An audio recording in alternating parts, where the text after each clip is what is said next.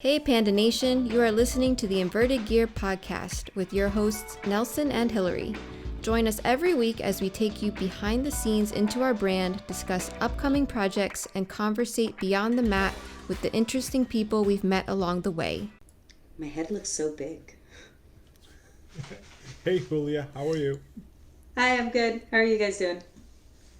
Doing well. Doing well. Finally got this rescheduled and got on the same page. Yes. It took a couple times, yeah? Yes, but we're super happy to have you on and with the new podcast setup so we can get some better video and audio quality. And I'm excited to hear about all the new happenings that have happened since last time we talked. Yeah, and we talked just a month ago. So my world has been turned upside down. So it's been great. So let's go over that real quick. So you had, last time we talked, you were about, a week out or 2 weeks out from your fight? A week. Yep. So I was about a week out. And then that fight fell through due to some issues at the weigh-ins with your opponent. Mismanaged weight cut. So that's what we're sticking to. That's what we're sticking to. And since then, that's been rescheduled. Yes, with the same girl. Same girl. But your training situation is completely different.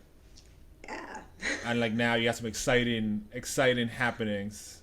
Now I'm a gym owner. Gym owner. Oh. Yeah. We got stickers. We're official. We're adults. Nice. Yeah. So it's been a crazy month. So last year, let's get started. Last year in 2020, I had 9 failed fights. So fights that didn't go through, they rescheduled, they dropped out, whatever, 9. And I only fought twice. So this year I was like, all right, I got to fight. It's on the books. Let's go. On the scales, she passes out twice. So it's just my luck. It's just my luck. But we did reschedule it for June 26th. So I'll be fighting the same girl. They gave her a little extra time to lose the weight. Which is great. You know, like I told you guys earlier, I want to be the reason she goes to the hospital, not on her own. But since then, my fight got canceled Friday night. They flew me home, and we were rushing around getting things together. And Saturday morning, we were training with one of my coaches, who's an amateur fighter. We were helping him get ready, and I got very publicly kicked out of my gym. So 2 weeks later, 6 of us got together and we opened up a gym. That's amazing. That is amazing. You guys pulled that off in the amount of time that you had. How did you even find a space and get in that quick? So my husband Cody. That winning smile. Well, I don't know what it is. But so Cody and I, we've always wanted to open up a gym. So we've been collecting gear, equipment, mats, everything since the day we met, really. And every time we would point out, building, oh yeah, that looks like a good gym. That looks like a good gym. You know, and we'd always just go, gym. So he had a list ready for years, even when we traveled. So we would go to St. Barth, and he'd be like, that's a good gym.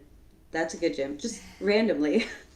And so he had a couple sites ready, and we had the manpower and the money and the equipment. Wow. So we opened up a gym. That is awesome. Yeah.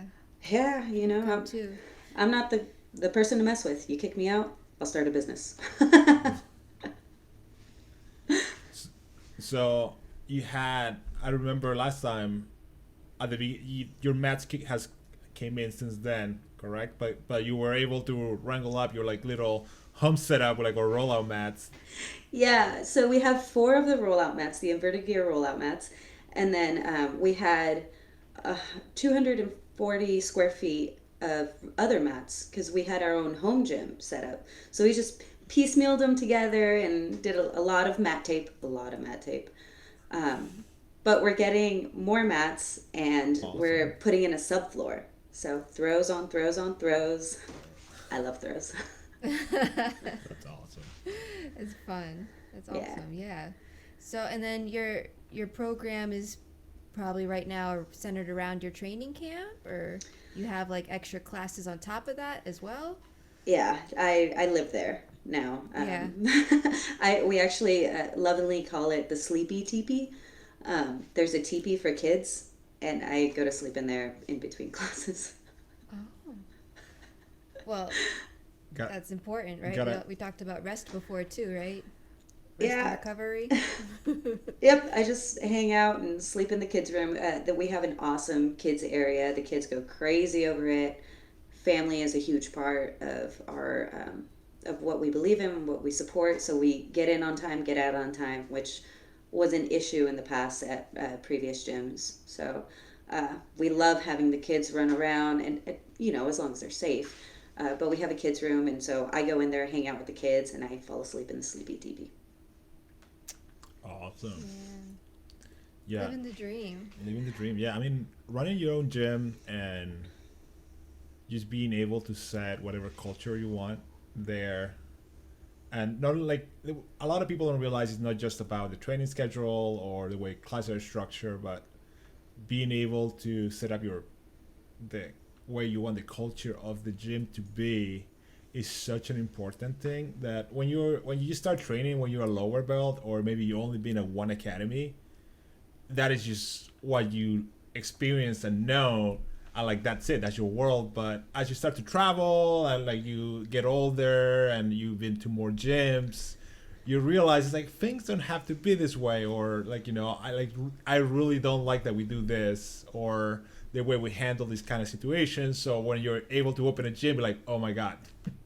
Yes. No more of that. It's insane. And so the reason I got kicked out of my gym was because I celebrated and applauded a former teammate who won an MMA fight. And wow. Yeah, and I put up a post, I reposted his win, and I said, congratulations, good job, good on you. And my black belt was like, you don't celebrate other people, blah, blah, blah. He did me dirty. It was like, all right, whoa. And this was the week before my fight, so I just didn't engage. And he blamed me for getting an injury while we were rolling, and called me a bad training partner and was just being really toxic to me. So he kicked me out. Wow. So I'm crazy and malicious, so just so you guys know. Yes. I'm always injured when I train with you. Yeah, I know, right? I'm just an angry little person. You're like you're wrecking ball. Yep, that's what they call me. And so I've been opening my gym, and we have a whole bunch of new people. We actually have an open door policy, like a 10-class punch card system, and we have people from all over the city come in. We don't really have an affiliate. So we are under the organization under Chris Howder now, and we're building that relationship with Chris and Melissa, and attending their Zoom classes and everything, which is so cool. Not only just to be with that organization, but like to take classes with them, and just having the same philosophy of just, we don't care what you do, as long as you're safe and you're having fun, you're learning and teaching jiu-jitsu. Yeah, no, Chris and Melissa are awesome. I think one of my favorite traveling experiences for jiu-jitsu was making our way to the garage. And yeah, even though we missed Chris, I finally got to meet Melissa, but yeah, the whole energy that they've created there, and but yeah, just experiencing like Chris's teachings at previous camps. Yeah, good for you. It sounds like it was meant to be. I'm so happy for you. Yeah. And yeah, that's a great affiliation to be a part of. So gym politics, I just it's worse than high school. It's like these grown men just But yeah, I mean, it always funny to me, like with everything else going on in the world right now, with the fact that still jiu-jitsu and jiu-jitsu drama. I'm like, come on, guys. Yeah, get over yourselves. Yeah. I always hear there's something new to be mad at too. Like you said, how are you gonna be mad when I congratulate somebody's win? Also, I think being part of Globetrotters for as long as we have been, and like being exposed to that, and like the camps and everybody that just goes to those camps, and like you get to become friends with them, and you get to visit their academies, and everybody's so laid back that when you go to a gym that is more doesn't have that, you're like, eh. Yeah. It's like I used to enjoy this, but I don't think it's a good fit anymore. Like, Exactly. yeah, Christian has opened her eyes, I guess, and it's yeah. I mean, I'm so happy that you have your own place now, and we'll definitely be taking a trip out there eventually, bringing the kiddos and visiting Tia Julia. But let's switch gears a little bit, and for those people that are not too familiar with you, can you tell us a little bit about how you got started in MMA? Okay, so how I got started in MMA? Well, it didn't save me. It didn't make me the person I am. It was just really fun. In college at Notre Dame, I was a D1 athlete, right? And then I realized quickly that Notre Dame wasn't for me at that time, the Midwest specifically. So I finished my degree at UC Santa Cruz. Go Slugs! But they're not a D1 school. So I started cardio kickboxing and Zumba and body pump, and I am a sucker for classes. I'm the biggest cheerleader in the world. Like, any class, any sporting event, you can hear me in the corner. Like, I'm the loudest one in the room and just cheering people on. And so after I had graduated, I was working on a rig, and my buddy goes, hey, you can throw a punch, to a beat. Like, why don't we see if you can take a punch? So I walked into a gym. I sparred the very first day, and within 6 months I had my first pro fight. So it's been uphill since then. I guess you can take a punch. Yeah, well, the point is try not to get hit. Yeah. I learned that the hard way. But yeah, I mean, it didn't save me. It didn't, get me off the streets or anything. I've been working up until last September. I was working a full-time job and doing MMA. MMA, the UFC was my side career. That sounds so pretentious. I'm sorry. I mean, you No, do but you have have a very important job. Yeah. you have like a serious career. science. Yeah. You're a geologist. So I have my degree in geology, and I worked as a geological technician. So I made the maps that they find oil in. Very cool. Yeah, it was fun. I loved it. I would still be doing it if I could, but pandemic hit us all. Yeah. Yeah. Good thing you had this whole UFC career, the back burner. Yeah. and a blueprint to start a gym whenever necessary. Whenever necessary. You need it, I got it. I probably have. So it's actually a running joke. I actually got dumbbells for kids. They're like cute little foam ones. Right? But So they can work out with you. Mommy and me, barbell club. Awesome. Really? Yep. We have plans for everything and anything that you can think of. Gosh, we had 5 sleds for Cody and I. Just 5. And we have 9 heavy bags. 6 of them are full-length Muay Thai bags. Like, why? Why doesn't anyone have that? You guys quite the collection. Well, we've always wanted to open a gym. Always. So that was the plan.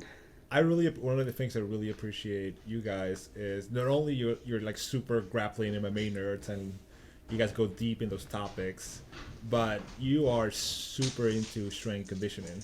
Mm-hmm. And like you guys go to starting strength seminars with I'm blanking out. What's his name? Mark Ripito. Yeah, Ripito. Yeah. Right. My favorite old grumpy man on YouTube. He's so grumpy. So it's floating around there somewhere, but I did an interview with him, and they thought it would be really funny if I started hitting on him and making him feel uncomfortable. And he got so beat red. It's super, super funny. If you can find it, I highly recommend it. Okay, we have to look for it now. Being the old timer uncomfortable. I love it. Oh, yeah. But yeah, Yes. we love starting strength. We just love helping others. So we can't help others if we can't help ourselves first. So, I run all of my fighters cuts, and they've all made weight successfully. They all replenished successfully. I run most of their strength training. I'm now coaching MMA at 2 different places. So it's It's good. I love helping. I love learning. Can we go through that real quick? For you don't have to go super deep on it, but feel free to go as deep as you want into what do you feel the wake up process should be for like an MMA fight where we have a day before 24-hour recovery period versus let's say an IBJJF tournament where we're weighing in and stepping on the mat. So, IBJJF, I love the day of, you weigh in. I don't think you should cut for jiu-jitsu tournaments. Um, the key point being is that it's a tournament. MMA fights, they're just one and done, right? So I love the weight cut process. I think that for MMA fighters, they're going to find a way to cut regardless of whenever it's going to be, whether it be cage side, whether it be day of, or 24 hours before. For sports where they have matches, so multiple times in a day, don't cut. It's stupid. Anything like 5 pounds is nothing. I can do that, going to the bathroom. TMI. But, they're two different worlds. Although they might be combat sports, they're still two different worlds. Now, for instance, fight to win. You have one match. Okay, you weigh in the day before, sure, cut, whatever, I don't care. I just, most people don't know how to do it, and they don't know how to do it safely. Cutting in and of itself isn't safe, isn't healthy, but everyone's going to find a way to do it. So you're either tough as heck or you figure out how to do it. Well, very true. Yeah. No, I have to agree with that. Do you think being like a woman, it's a little different for us, like than how like you would take advice from another MMA fella? Definitely. I mean, I have to take into consideration my menstrual cycle. If I'm cutting and all of a sudden it hits on the same week, I have to take a baby aspirin to have a blood thinner so I can cut the weight so my body's not retaining the water. Right? Men don't have to think about that. Men are just like, yeah. Oh, I'm not going to drink Diet Coke today and lose 20 pounds. Yeah, and I feel like that's something that's not always addressed. Like, it's depending on... I remember for me, like, just like tournaments sometimes, like, looking at the dates and how it's going to match up and where I'm going to be, how much water am I going to be holding, or how uncomfortable am I going to be. So, and with work around it. Oh, yeah. And with every woman, it's different. Sometimes they hold water beforehand. Sometimes they hold water after. Or, it depends. And then losing that much weight already messes with your hormones. So it throws everything off. So even though you might have your dates down right, it'll still throw you off and you might just randomly start. And it's something that you have to just keep track of and think about and be cognizant about. Meanwhile, men, they're just like, I don't know. I'm going to be skinny today. Yeah. I've never had a skinny day in my life, but at least not since high school. But I have, I think one of the things you said was, it's like, yeah, I agree with you completely about not cutting weight for jiu-jitsu tournaments. When I was coaching, especially, if that was your first tournament, last thing you want to be worried about is your weight. Right? It's like you go, like, whatever you're walking around in, go, show up, have fun. Try to remember something that you learned. Remember how to breathe. Remember how to breathe. Yeah, like, there's like all these things happening. And like talking about hormones, like all the, like, is a lot of people is like the first time they find themselves in like fight or flight response. So there's enough of that going on where last thing I need him is also like starving and dehydrated while this is happening. Right. I think the one thing that people need to know for jiu-jitsu tournaments is your fingers will hurt because you will do this so hard. It's like baby grip. Like, you know how babies, they have the tightest grip ever. Go. Yeah, that's what you're going to do your very first tournament, and your knuckles are going to hurt and you're going to blow out your grips. And that's just something that no one ever talks about, no one ever refers to, and it's like, yeah, that's going to happen. Yeah. Don't worry about weight. Yeah. Worry about your fight with the opponent, not the scale, right? Exactly. Yeah, I mean, like one of the other things when I used to coach was when the guys training with me was like, hey, I want to do MMA. I want to do an amateur MMA fight. I was like, okay, you need to do a grappling tournament first. It's like, let's see if you can escape mount without getting punched in the face under the real situation before we throw you in a cage.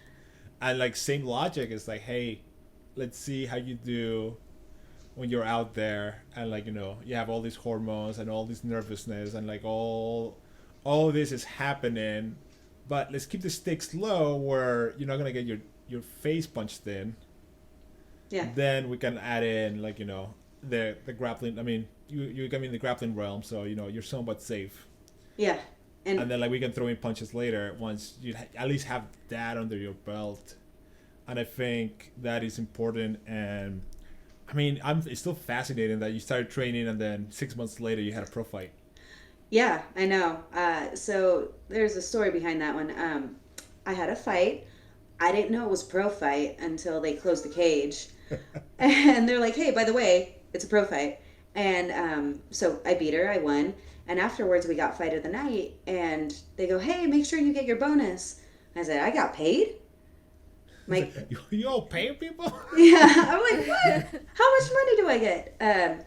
Well, I got none of it because my coach at the time ran off with my money, which was wow. It was like $500. It was nothing, right? I mean, yeah. So he wasn't my coach anymore after that. And yeah, actually, so the person that I fought was Marion Renault, who's now ranked like number 8 or whatever. I was her first loss. Yeah. Oh man. That's cool. Very cool. Wow. Yeah, when I had my amateur MMA fight, it was pro rules. I mean, it was pro rules, but we were supposed to wear shin pads, and then like we showed up, and then they're like, "Oh, shin pads didn't come in, so no shin pads." I was like, "Great! I can't wait to get shin kicked." Oh no! And then with all the things that have been happening lately with the shins. I know. Yeah. So I actually broke my training partner's shin the very same way.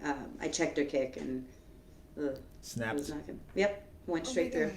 Yeah, it wasn't. Yeah, she's fine. She just had a fight. She recovered after her year-long recovery, and she won. So you can come back from it. It is such a freak accident. At the same time, as the first time you get shin kicked, it feels like that just happened to you. So my coach used to make me hit my shins with bamboo sticks. So I would, the rolling pin, that too. Yeah. I remember the rolling pin. I'm like, I can't do this. Mm-mm. Well, I mean, if you look at the guys like break, there's been like all these studies on the karate guys like break sticks and bricks and baseball bats. What they're doing is they're conditioning themselves by giving themselves like microfractures, and then like their bone just becomes denser and denser and denser. And the thing is too is like when like all the issues with shin kicks is like it's such a long lever. You're just setting up yourself for failure. Yeah. So, I mean, that low calf kick is becoming such a thing in MMA. But every time you see one of those getting checked, it's like, eh. Yeah, so not very many people check kicks, so they have been successful. But I love throwing that low calf kick. But I actually cut the corner and get behind and get the meat of the calf. Well, Nice. it's very nice. It feels like a calf slicer. Yeah, I mean, once you get swollen in there, it's like there's nowhere for it to go. Yeah, you can't even walk. You're like, might as well just pull guard in an MMA fight. Yeah.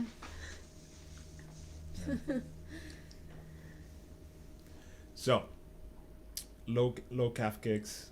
You is the worst connection ever. But last time we talked, you talked about training in Thailand for a little bit. Yeah. So can you tell us about your trip to Thailand and the way you and Cody schedule vacations? Oh gosh. All right. So we went to Thailand. I actually bought the flights there, and it took forever to get there. Pro tip, don't ever ask me to schedule anything as far as traveling goes, because I have no concept of time. It took us 26 hours to get there and 37 to come back. And we flew into the wrong airport. Awesome. So, yeah, right? How does that happen? Well, Dallas has two airports. They have Dallas and then Love Field. So we flew out of Dallas and flew back into Love. So we had an Uber back after, flying for 36 hours or whatever. Yeah, And check all your stuff out and check back in. Yeah. It was pretty bad. But anyway, so we went to Thailand for 14 days. It was absolutely beautiful, super cool. I was sick for 12 of those days. Oh. Yeah, so we tried to train as much as we could. It was hit or miss. We were at Top Team Phuket, which is so cool. And everyone was really awesome and super supportive. I'm like, hey guys, I fight. I'm not that bad. And the Thai guys were just sweeping me left and right and having the time of their lives. They're like, oh yeah, you do fight, right? Sure, okay. Oh no. Yeah. But it was fun. We had a great time. It was a fun trip. It was definitely an experience. But most people go there for like a month or two. They go on holiday. That's what they call it. I'm like, bro, I got once you get through the expense of the flight, like living in Phuket and paprika, like the stir fry of chicken and rice, like a giant portion, with the exchange rate is like $2. Yeah. Maybe. Super affordable. So, we lived like kings and queens when we were there, and we got a lot of really cool gear. We didn't get a chance to use most of it because I got sick. I have a very sensitive stomach, so yeah, it was fun. It was a great experience, and I can't wait to do it again. But for Globetrotters, we're actually making our way over to Poland this year, so I'm excited for that. That is the Saint camp. That is where Christian runs his cult. Where it was white. Yep. We're really looking forward to it. The cult films are one of my such favorites. an amazing the fact that you found that venue and the fact that somebody in Poland was super into like Zen culture and like old school Japanese culture and judo, and like he's built this like little Japanese village with a giant training center in the middle. Just because he wanted to is just amazing. That's awesome. Yeah, I'm really excited. I'm kind of hoping, I'm making up the story in my head like that person got kicked out of their gym and they're like, fine, I'm going to start my own. It's like in the middle of this forest. Yeah, we'll be kindred spirits. Yeah, that is awesome. That is very cool. So what are the requirements when you and Cody take a vacation? Talk me through the checklist. Besides training. Because I know training is like number one in the checklist. Always. Otherwise, we wouldn't be traveling. Yeah. Otherwise, we don't travel. Let's see. Gosh. I think every female in the world does this, but I pack like an ungodly amount of underwear. I don't know why. It's like I'll be gone for 3 days and I'll have, a month's worth of underwear. I don't know why. You never know. And yeah, always be prepared. I have at least. You never know if you're gonna do laundry or not. Right? I'll have one ball gown or something for some reason. Be ready. You never know if there's a dress code where you're going. Exactly. I like to have at least one white gi, and because you never know like what the restrictions are for training, and like 3 pairs of tennis shoes because I'm really sweaty. I'm just a sweaty person. So I like to do sports. So, yeah. I'm kind of lame. Yeah, that's what I have. Oh, a puzzle. I usually travel with a puzzle. Is that weird? Nice. No. That is fascinating. I like puzzles. I love that. I mean, I can picture just between the training gear and the puzzles. Like you check your how many bags are we checking in order to get all this through Thailand? Yep. Yeah, it's pretty funny. When Hillary and I started traveling together, I remember I would kind of like do like a backpack. I hated like regular luggage. I used to do like a backpack, and like Hillary packs and he's two giant bags. My packing routine has evolved. It's gone through quite the evolution since. It's gone through quite the evolution because for a while we were traveling I was like, hey, we're wasting all this time waiting for your bag to come in at the airport, or like one time the bag got lost too, so it was like a whole thing. Like I had a funny, like I thought it was cool having a funny shaped bag. Like it was weird how like it had a really wide, long base. It was a roller bag, but then the top part does like a teepee. So I thought you could carry it kind of like a duffel bag if it was packed light enough, but it was still. It was so awkward. It was awkward, and yeah, it would end up getting lost or bumped more often than being a convenient. Went in the wrong flight one time. Luggage that I could easily find. So we took a decision with until Leo came, we were doing just carry on only. Yeah. Oh, okay. Then the baby came, so then now we got a stroller, car seat, all the nonsense. So many. Yeah, it evolved into like from that became. I remember you got me a really nice camping backpack, but the camping backpack was still too large to be a carry-on. And I would still overstuff that thing. So I could at least carry it on my back. So I remember when we took our honeymoon to San Francisco, carrying it. It was quite an adventure between the airport and then the train, like the Marta, no, yeah, Mart, whatever it was. Yeah, Smart, I think. Smart. And then just walking through like old San Francisco, like Fisherman's Wharf, and taking the cable car. Yeah, at least I didn't have a roller bag, but it was still like way overpacked between all the geese. Like you train, and then the weather's kind of weird. Like you got to be prepared for any kind of weather, right? The rain, the cold, the heat, the wherever you're walking. Extra shoes. Yep. Extra shoes. You never know if they're gonna get wet, whether sweat or water. But yeah, it's definitely evolved now into a carry-on at least.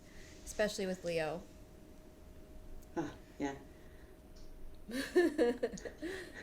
Well, you gotta have him carry his own stuff. Tell him to pull his weight. He's growing into it, right? He's growing into it, yeah. He has his own little carry-on now, like one of those like roller ones. Does he have one? Because otherwise he bebops around the house with it. Have you seen the scooter ones? Yes. Yeah. Cody really wants to get one. You should get the man. You should get one. Well, I remember at St. Barth, we rented a scooter and we got stuck going up a hill because it was both of us on one scooter. And so I had to hop off and he was driving it up. And then he had to hop off and push it up because we were both too heavy. Oh, no. And I'm like, this is going to happen with your scooter at the airport. And he said, there's no hills. I don't know. Oh, it's like, I don't know. There's some ramps. There's some ramps. Yeah. Level changes. So, Julia, let's talk about your diet real quick. Because I know you and Cody like your beef. We do. We eat a lot of beef. I just met with a producer and a director, and they were asking me the same thing. They're like, so you probably eat a lot of beans, rice, and vegetables. And I was like, oh, no. I eat like a whole cow a day. And she was like, oh my gosh.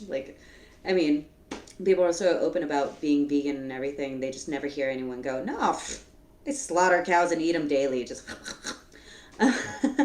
but, no, yeah, I eat a lot of protein to sustain the activity that I do. And it's not keto. Everyone's like, oh, so you do the keto diet? No, I don't. I don't follow fad diets. I like what suits my training schedule and my supports what I do. So I want to build muscle. I eat more protein. I want to lose fat. I eat less fat. I don't eat a lot of carbs. I don't. It's like you can pull on this lever to do what you want it to do. Yeah, look at that. I don't do any real artificial, I don't drink Diet Coke. I don't like Coke. I drink a lot of water. I drink a lot of coffee. I drink a lot of wine. But I, definitely not during camps, obviously. But I just eat real food. We are getting 3 cows on Friday, so I'm really excited about that. We like to have sustainable our agriculture. So we actually get farm fresh eggs from my grandpa, and he has land, so we can throw some cows on there and have our own beef. They turn grass into delicious beef. Burgers, yes, yeah. And I have my own meat grinder, so I started grinding my own ground beef, so I can do my own blend. Yeah, so when I'm, yeah, it's really good, really Next fun. level. And then, dude, so good. The first time I did it, I thought it was gonna explode, and I was terrified. So this is coming from the girl that I didn't use an oven until I was like 22, because I thought I would for sure blow up something. So I go from that to blending my own ground beef now. So last we have a local guy we order our cow from, and then like we split it between my sister and I, our families, and then our summer cow we did we grabbed the brisket, the short ribs, and the chuck, and then we made a burger blend out of that. Nice. And like that we have like I don't know how many pounds of burgers come out of that, but yeah, like that's what we've been eating, and they came out so good. Did you get the It's grilling bones? season. Yeah, we get the bones, and we do the bone broth, especially now with Hillary being pregnant and or baby That's all I boy can eat. occupying all the space, being able to like heat up some broth and Hillary can just sip on it through the day helps yeah. out. Get Oh, yeah, healthy definitely does. calories. Cause yeah, like I'm hungry, but I'm like I have no room. I feel full. But Oh, like, really? It's weird. It's a weird feeling, yeah. Like how I'm just like I have no space. Sometimes it's hard to even like take a deep breath, but like I can feel like I need more energy, so it's like bone broth is the way to go. Or like I'll sometimes throw in an egg, farm fresh egg. And yeah, you're in your third trimester? yes, just started. Oh yay! So he's big, yeah. Show the bump, Hillary. Show the bump. Show the bump. Understand? Oh, sideways. Oh, Bam! oh my gosh! Coming Little at ya. baby bear. Ready to check out that new playroom. Yes. And it is funny too, like how the baby moves. Like he totally reacts. Like with like Papa touches my belly, or he'll hear like Leo carrying on, especially like with his cousins or something. Uh-huh. He's like doing backflips. He's like, I want to get in Aw. on the action. Like yesterday, Yeah. Leo doing the new slide we put up. It's like it felt like he like wanted to jump on there too. So I'm like, oh my gosh. He heard him go wee. Yeah. Yes. Wee. Oh, that's yeah. so cool. And so does I he have no like? He likes his broth. Yeah. So broth has been good. I mean, Okay. we have a very similar diet approach, and we'll do like same thing. We'll do low carb, not necessarily keto, but we do low carb, and same thing is like we want to lose weight, we just bring the fat down. Like we have a protein goal we try to hit every day, and then we try to like put a cap on how many carbs we eat. But we'll do a lot of salads. Like we do like we do this thing called Misfit Market, and we get like a box of Yeah, the organic Misfit vegetables box. delivered that are like too ugly for stores. So there's like ugly squashes and ugly apples. So like we do a lot of like roasted squash, spaghetti squash, sweet potatoes, that kind of stuff. Here and there we'll do a little bit of like rice. And like Leo is the only way he's eating his whole life, and like he's never had macaroni and cheese. Like here and there we'll get a pizza, but he just eats like beef or chicken or pork from like or the local guy here. So like all the meat he has is like pretty much like this grass-fed Pennsylvania cow that we've been buying since he was a baby, and like he's so much taller than all his little friends, and he like you grab him, he's just solid. Like he has good muscle mass for his age, and it's hilarious. So I am looking forward to see what that looks like when he's a little bit older. He starts doing sports and all this. But yeah, I mean, we have a very similar approach to our diet and like the way we're raising the kids. I noticed like the energy levels too, like how it keeps things a lot more stable across the board. Like us and Leo, Like your energy is high, but it's not like those highs and lows of like sugar crashes like you see with like the extra like processed snacky snacks and candy and everything. Because I mean, we had to get through Easter. Finally, most of that contraband is out of the house. But yeah, no, I definitely agree. It's really crazy how people try to mitigate, you know, the crashes with other things, and they're like, so what kind of pre-workout do you do? What do you do? Do you just do like low calorie this, or like, you know, artificial sugars or whatever, and meal replacements? And I'm like, no, man, I eat a lot, and I eat a lot of real food. If I want to wake up, I just have a cup of black coffee. That's the world's best pre-workout. And you know, it just kind of blows my mind, the common misconception that people have, like, of eating less to lose weight. No, don't do that. Well, the other thing too is like a lot of, in my experience, one of the issues people have, especially when they get into MMA or they're doing like hard jiu-jitsu practices and they're working on their takedowns, and then at the same time they're cutting weight and they're just cutting all the carbs out, and then they feel like shit in the training room. It's like, dude, you're doing a lot of glycolytic work. That means you need sugar. Yep. And like Yep, keto yep, yep. would only get you so far. And like the other thing too is like if you're trying keto, it takes a long time for you to become keto adapted and be able to do some of these things while only on fat. But to that extent, it's like you at the same time you can only do so much glycolytic work. So if you're like rolling at a high pace and like you're doing takedowns, or you're doing like MMA practices or CrossFit, and like, you know, your training volume is just bonkers, keto is not gonna work out. And it's not keto's fault. It's just like, dude, like you need to do some carbs. Yeah, yeah. I mean, I tell my fighters all the time. They're like, "Oh no, I fast because I'm doing the intermittent fasting and stuff." And I'm like, "Well, I'm gonna beat you up if you're not eating, and you're gonna suffer through it. So you can either follow what I'm gonna tell you and have, you know, a half a cup of white rice before practice, or you can just suffer through it and have me bitching at you the whole time. So you choose." Yeah, I mean, yeah, I like, especially like the one thing is like, you know, when we do jiu-jitsu and like, you know, you have a more mellow practice and you're more of like, you know, you can just wrap somebody in lapels and like move really slow and like, you know, be very, very slow and methodical with your jiu-jitsu. That's like, you know, that's fine. But if we're doing a hard practice and we're doing takedowns and we're doing throws and you're lifting somebody off their feet, it is a completely different animal than laying on your back and playing spider guard. Yep. And so, yeah, I mean, every type of food has its place and time. And, you know, for those people that want to do or have beliefs, you know, against eating meat, like, that's totally fine. I have friends that are vegans. I mean, they're still very, very healthy people.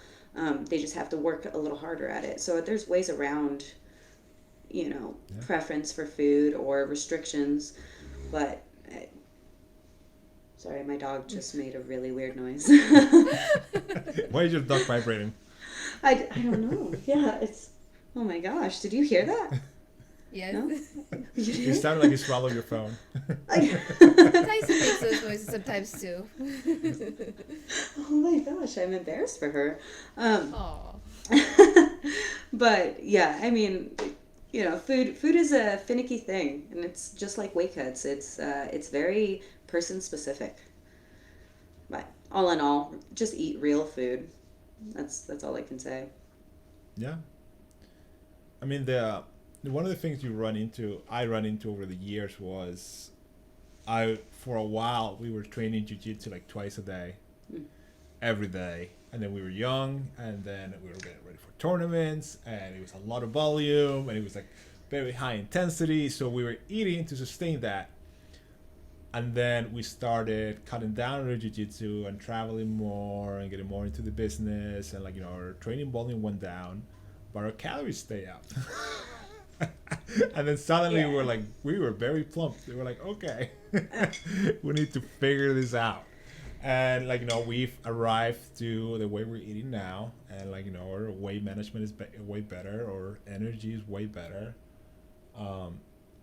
I found that I do a lot better on the lower calorie side of things. And if I am doing hard jiu-jitsu practices, we were doing, I remember like over a year ago, so it was like 2 years ago, like right before the Abu Dhabi, there was like two local guys that were going to Abu Dhabi, and like all the big black belts in the area were getting together on Sundays, and we were having like hard rounds, and we're doing a lot of wrestling. And I was eating like glucose tabs before going in there. Wow. I was like crunching glucose tabs before going on the mat with the savages, just so I could like maintain and like be able to do this nonsense, because rest of the time I was keeping it pretty low carb, but I needed a little pick me up to do that. And like I remember like Rob Wolf telling me, he's like, yeah, try glucose tabs, and I was like, that sounds crazy. And then like I started doing it, I was like, this is amazing. Yep. I have a dirt long. Yeah, I noticed that you started working with Rob Wolf. That's actually his book that I read that got me into my journey and starting to eat more of a protein heavy lifestyle. Yeah, I mean, Rob and Nikki are awesome. We've been following their work for a long time, and I remember like one time they ordered something. I was like, wait, is that the Rob Wolf? So I got his number. We started talking, and we've been friends. We got to visit him when they were out in Reno. We were supposed to visit him in Texas, like before the pandemic, and then like we couldn't figure out the schedules. But yeah, Rob is awesome. He's a brown belt now. He's been training for a while. Oh. Yeah, I think last I talked to him, he was a purple belt. I reached out to him to see if I could do like an open mat type of thing at like a health symposium or something. But it never came to fruition. Oh, that's funny. Yeah, no. But yeah, Rob is awesome. And then he has been doing a lot of tinkering around like, keeping a lower carb by being able to do your jiu-jitsu, and like, keeping his supplement company, Element, if like that is one of the supplements I swear by, especially if you're trying to do the lower carb thing, and you just like be able to get like your electrolytes without a ton of sugar or whatever garbage Gatorade puts on stuff lately. Ugh, yeah. So yeah, that's the other thing too, is like it's funny when people. I remember going to the gym and like these guys like trying to cut weight for tournaments, but then they're chugging down like 32-ounce Gatorade. Or my favorite one is the 0 sugar Red Bulls or Monsters that they're chugging. And I'm like, what are you doing with your life? Like, no. How's your heart not out of your chest right now? Right? I remember doing the sugar-free Red Bulls. Like when I was like a blue belt, I would chug one of those before practice. Ooh. Oh, yeah. I just don't know how they did it. Oof. Yeah, my heart felt like it was going to come out of my chest. I was like, this is great. I'm ready. Meanwhile, I was probably starving, but still chunky, and all things wrong.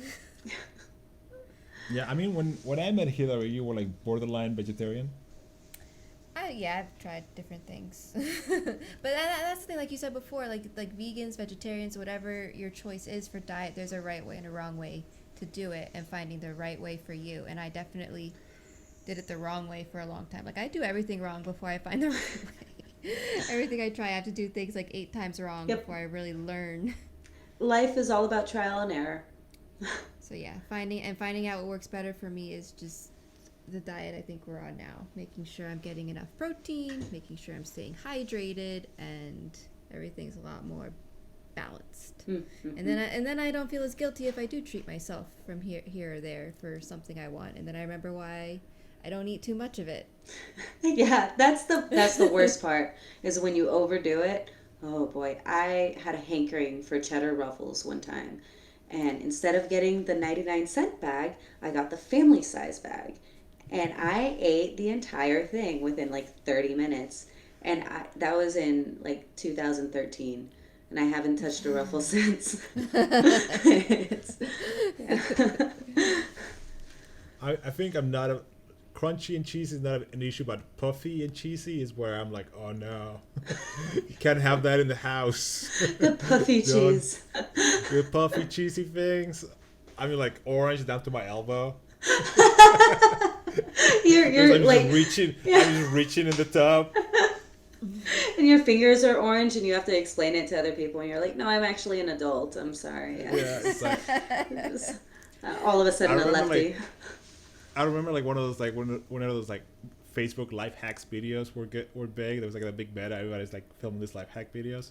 Somebody was eating like the cheesy things without chopsticks, and I just remember I was like, "This is the greatest thing ever." Genius. That's how you ration. You're gonna ration And pace yourself. You're gonna save so much time scrubbing your hands. And no one's gonna know. No one's gonna know. Well, it's funny sometimes, like how I'll start, like, okay, one at a time, and then all of a sudden it's by the handful, and then it's like I can't stop. Yeah, we bought last time you're Kelly all was orange. pregnant. We bought popcorn cups, like a decent sized So popcorn. I didn't sit there with the whole bag. Because Kelly would sit there with a bag of popcorn and eat the entire bag, and then like an hour later, she's like, look at me, she's like, I'm so thirsty, I'm so salty. And that definitely got passed on to my son. Yeah, Leo loves popcorn. He loves the popcorn cups, and he will take out both of them to make sure he takes us down in his process when he wants popcorn. Yeah, he won't eat popcorn by himself. It needs to be a family You're doing ritual. this with me. We're going down together. Yeah, what's the? We found this brand. It's called like Lesser Evil, I The think. lesser evil. It's like it's like 3 ingredients. It's like the corn, ghee, and salt. Like that's it. Ooh. Instead of like the processed like oily, not Yeah. butter. Yeah. Yeah, it's ghee. So the popcorn gets popped in ghee, so it tastes like butter. It's like amazing. so We buy like the giant bags on Amazon, and then like we. ghee always reminds me of popcorn, so it's funny that they put that together. Because I've had popcorn popped in duck fat, in regular butter, in the oil or whatever, but I've never tried ghee. Ooh, I should try. Yeah. Lesser evil. Lesser Evil, or you get your own popper. They make some other like crunchy snacks that are relatively Healthy, at yeah. least natural ingredients, not. But yeah, the popcorn Leo is one of the few snacky snacks allowed in the house. I mean, because that's another thing. It's like we have so many more things in the house because I pack his lunches, and it's just constant, needing something. I guess like. I think he's getting a little more spread out now that he's getting older, but just like wanting him to try new things too that are at least on the healthier side, but that he can not be a savage with, like make the walls all orange, for instance. Like the travel well that he can take to school or in the car if we take a long trip or whatever. So many more snacks, but Lesser Evil has been a lifesaver because he doesn't overdo it, at least. Yeah. But having it in the house. All right, Julia, let's wrap this up. Thank you so much for your time. Where can people find you online? Where can people find out about the Academy? What is the Academy called? We don't know. We saw the sticker for a second. Oh gosh, I'm sorry. So my academy is called Outsiders Combat Club. You can stop in. Travelers get a week for free, and if you're brand new to jiu-jitsu and combat sports, you get a month for free. So come in, swing by, check us out. We appreciate you, and we just love to roll. You can find me on all social media platforms under the username @RagingPandaMMA. So Twitter, Instagram, Facebook. You can find me there. Julia, the Raging Panda Avila. Awesome. Thank you, friend. Thank you so much. Hey, Up with you. I need to send you guys some of my famous homemade beef jerky. Or I also make venison, so I'll get some that's local deer that are around here that my friends hunt. Awesome. So I'm excited. yeah, I'll make some and I'll send some out your way. All right, Thank thank you. you. Thanks. Bye. Thank you for listening, Panda Nation. We hope you enjoyed this episode of the Inverted Gear podcast. You can find us at invertedgear.com as well as your favorite podcast app.